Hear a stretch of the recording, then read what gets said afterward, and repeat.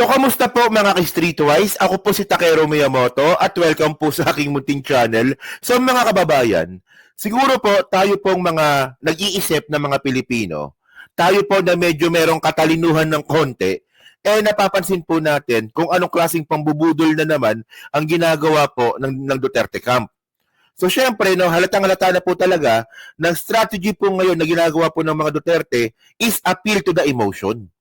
So inaatake nila ngayon at ginagamit po nila ngayon ang emosyon ng mga Pilipino para makakuha ng simpatsya na pinapalabas nila na sila daw po ang biktima, kawawa daw po sila at meron daw pong reckoning balang araw. Napakalaking bullshit nito mga kababayan kasi po in the first place, sila po ang gumawa ng katarantaduhan po sa Pilipinas. 'Di ba?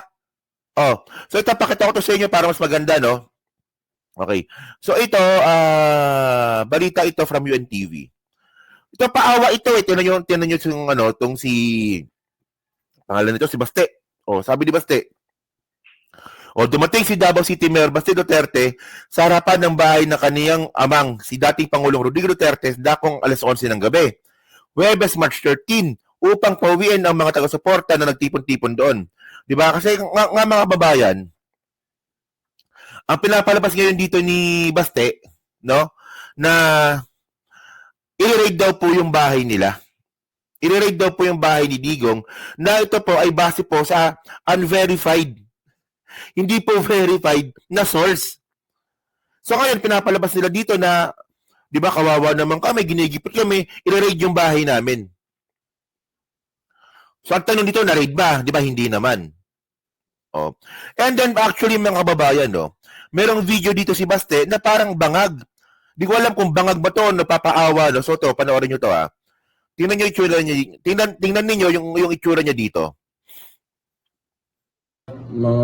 Ayun, no, tingnan niyo. Oh, wasted na wasted yung itsura eh. Pero itsura niya dito, wasted na wasted, parang hindi pa naliligo. O parang parang palobat na. Alam niyo mga gumagamit, di ba, kapag wala ng tama po, palobat na. Yung may tsura niya dito. So ito, panoorin niyo to ha. Sabi niya dito.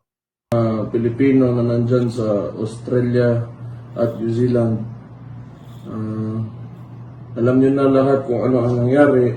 Tignan niyo, di ba? Paawa na eh. Di ba? Yung itsura niya mga kababayan, malungkot. Samantalang nung nakaraan lang po, di ba? Ang tapang-tapang mong murahin yung presidente. Ang tapang-tapang mong siraan ang gobyernong ito. Well, ako sinasabi ko naman na hindi naman perfecto itong gobyerno ni Marcos. Pero ang point dito, hindi na nga kayo nakakatulong, pabigat pa kayo. Okay lang sana kung babatikusin ninyo itong gobyerno ni Marcos, di ba? Pero ang point dito, ang gusto nyo kasi kayo pumalit. Babatikusin ninyo yung gobyernong ito para kayo pumalit. Bullshit po yun. Continue, sige. Tatay ko, si former President Rodrigo Roa Duterte, ay inabot ng administrasyong Marcos. Tatay ko hinuli! Marcos! Sa mga tayuhan at ngayon ay nasa ICC sa Netherlands. Hindi namin alam kung makikita ba namin yung tatay ko. Oo nga, no? Hindi nyo nga alam kung makikita nyo pa yung tatay ninyo. Buti nga kayo, may pag-asa pa kayo makita. Paano yung mga namatay no panahon ng tukhang? Ayun po, wala na po silang pag-asa na makita yung mga pinapatay po ng tatay niya. Huwag kayong magpapaawa, putang ina naman na nainis ako eh. At mas lalo nainis po ako sa mga nauuto. Nagpapauto kayo? Ang yaman-yaman ng mga Duterte, nagpapauto kayo? Isko naman.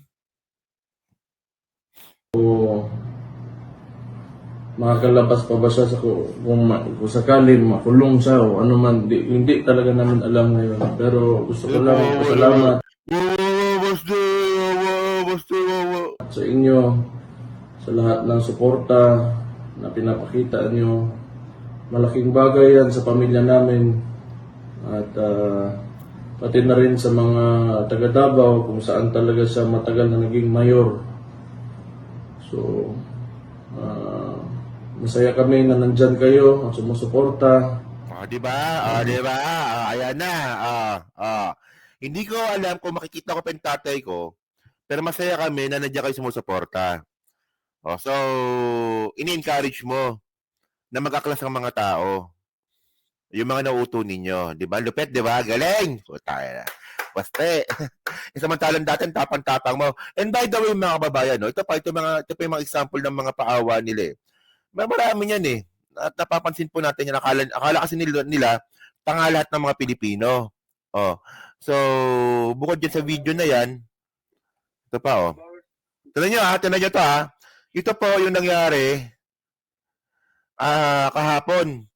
Doon nga po sa initial hearing nga po ni Digong. Ayusin natin to. Wait lang Yan naman yung ano ko. Yung StreamYard ko na yan, nakakandal leche-leche. Wait. Ito pa. Pakita ko lang. Ito. Yan, ito. Yan, di ba? So ito tingnan niyo kung ano pagkakaiba nito Alam niyo bullshit to Tingnan niyo Tingnan niyo kung paano sumagot si Digong dito. First month news day is March 28, 1945.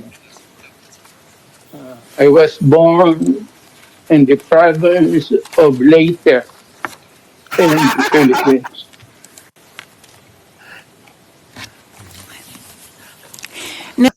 Utang ina. Di ba? Alam niyo ang tawag doon drama. Kasi mga kababayan, nung nakaraang taon lang, ganito po magsalita si Digong. Hindi lang ako makakampanya noon. Alam mo, iniiwasan ko ito.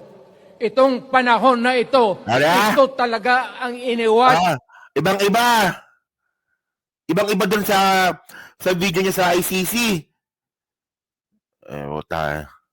Ko kasi mapipilitan ako ngayon magsalita laban ng mga tao sa gobyerno. May drug addict tayo na presidente. Samantalang kahapon, ito siya kahapon. Tignan nyo. First month news day is March 28, 1945. Putang na drama talaga. I was born in the province of Leyte in the Philippines. Shut up. So ngayon mga kababayan, alam niyo pa nakakatawa kasi dito. Merong interview dito si Sarah. Pakita ko lang, no. So hindi ko na pa-play yung video, basahin ko na lang po, no. So ito. Yan, okay. So sabi dito ni Sarah, di ba? VP Sara relays that Rodrigo Duterte's message a day of reckoning to come. Di ba? So sabi nga po dito ni Sarah sa bandang baba, di ba? Sabi daw po ni Digong ito yung sabi ni Sarah. Sabi niya, relax lang, may hangganan ang lahat. A day of reckoning will come. Mga kababayan, parang baliktad po talaga utak po ng mga DDS. Ang day of reckoning po ngayon na. Nung nahuli po si Duterte ng ICC, ayun na po ang day of reckoning. Wala na pong day of reckoning na mangyayari. Di ba? Ito po yung day of reckoning dahil po dun po sa mga patayan na nangyari po ng Tokhang. Dahil po, ito rin po yung day of reckoning dahil po dun sa mga mayor na pinagpapatay din po noong panahon ni Digong. At buti na nga lang po may ibang mga nakatakas. Tulad nga po ni Jed Mabilog, pati nga rin po itong asawa nga po ni Jinky Luistro, no? Ni Congressman. A day of reckoning din po ito para po sa mga taong pinakulong nang wala namang kasalanan. Anong day of reckoning? So, lumalabas dito, kayo pa yung biktima? Kayo ba pinapalabas nyo dito? Kaya sabi ko nga mga kababayan, kayo mga bobong mga DDS, wag po kayong bobo. Alam kong bobo kayo, pero sana this time, wag po kayong magpakabobo. Ginagamit lang po ni Duterte yung kanyang appeal to emotions para makakuha ng simpatsya. In the first place, mga kababayan, yung sinasabi ninyong jurisdiction. Meron po tayong batas na nagsasabi, Republic Act whatsoever, nakalimutan ko na kasi ngayon ko lang naalala, no? Na pwede pong i-turn over si Digong sa ICC. May jurisdiction po ang ICC sa Pilipinas. Dati. O, pero regarding nga po sa kaso ni Digong, meron. Ang gulo ko, no? So, ngayon, alam mo, nakakatawa dito. Ito yung mga example ng mga pa-victim, eh. Ito example dito, ito. Tingnan nyo to. Yan, no? So, ito si Veronica. Si Kifi. Kifi Too Dirty. Teka lang, yan. So, ngayon, itong si Veronica, mga babayan, humingi po ng dasal.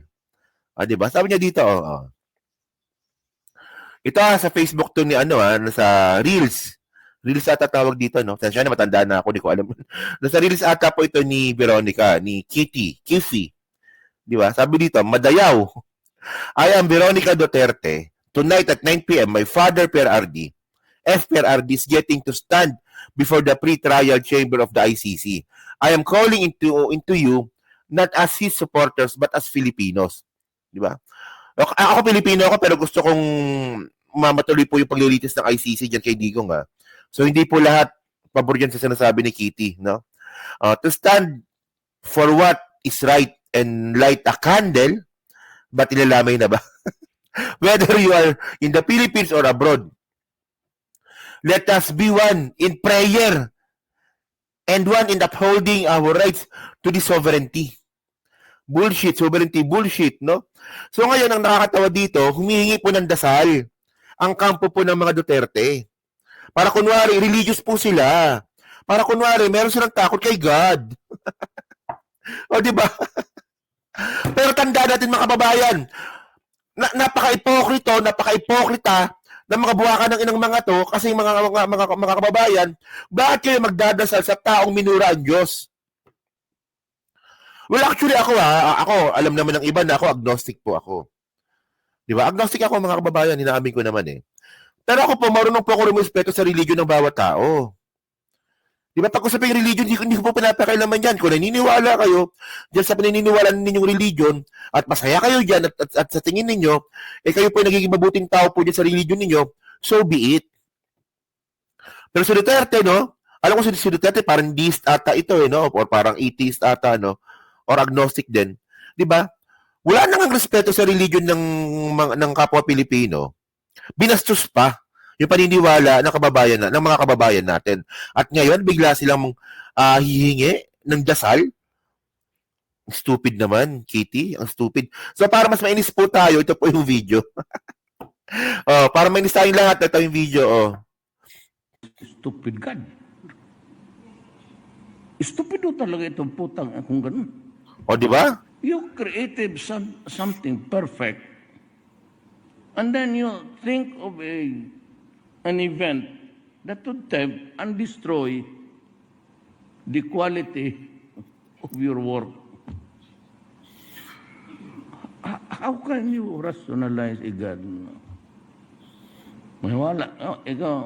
Maniwala ka? Wala. Kita nyo, di ba? Nagpapaawa kayo sa taon dapat hindi kahawaan. Di ba? So, ang stupid, no? Kung merong stupid dito, yung mga Duterte supporter po yun. Di ba? Hindi ko ba sabing stupid ang mga Duterte, kasi po, di ba, mga politician yung mga yan, so magaling sila manloko. Ang stupid po dito, yung mga supporter ni Digong. Kayo ba, umasenso ba kayo ng panahon ni Digong? Di ba? Umasenso ba kayo ng panahon ni Digong? Kayo mga OFW kayo, napauwi ba kayo ng Pilipinas dahil kay Duterte nung siya'y presidente? Di ba hindi rin? Kaya wag kayong tanga. Tanga-tanga. So yun, so kayo po dyan sa Team Replay, no? Kasi na, parang naghahangata yung laptop po ngayon, no? So kayo po sa Team Replay, no? Ano pa masabi nyo nga po dito sa paawa effect nga po na ginagawa pa nga po ng mga Duterte. At ito si Bastian, no? Mukhang wasted na po talaga. Di ba? Gumagawa ng video na parang bangag pa, na parang palobat na. So kayo ba, naniniwala ba kayo na mapapariwala lalo itong si Baste? Kasi mukhang mahina po ata yung nito, mental health din nito, no? Madaling maapekto nito sa mga bagay-bagay, di ba? So yun na, so thank you mga kababayan. So pa-comment lang po sa baba, binabasa ko pong lahat yan. At syempre dyan din po sa Team Replay, pa-like, pa-subscribe, at yun na makalabisan, pa-share na rin po ng video po na to. So kasi muli po, kita na lang ulit tayo sa sunod nating content. So thank you, salamat, and bye-bye. Naghahang talaga ako, no? So thank you po.